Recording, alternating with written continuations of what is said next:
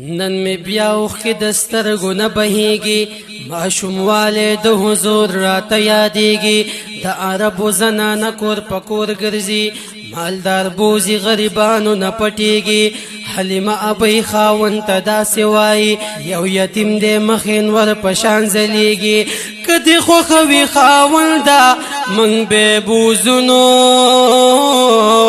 ډیر خسته د خپل قسمت برا رسیږي اے خاون اوی بی زری کتر لاسا اے خاون اوی بی زری کتر لاسا نالی دلی مخپسی میزر جڑیگی حلیمی ابی د مور را روان کو تور سترګو ته یې ګوري قربانیږي پسینه پورې نیولې د محبوبو سات په سات یې مخ ته ګوري نه صبرېږي بیا یې په اوښه باندې کېنولو په منځ کې بیا یې په اوښه باندې کېنولو په منځ کې په وهلو باندې اوښه نه پاسېږي حلیمه پوه شوه چې بچی کې څه کمال دی مخکې کې نو خپاسې د ودرېږي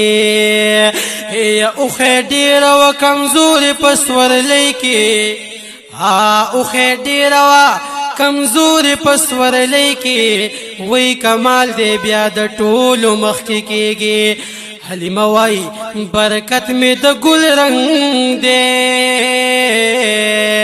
مالداری کور تراله خوشحالیږي بختور وا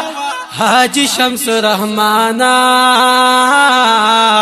چې یغی کې هاشمی جانا نوسیږي او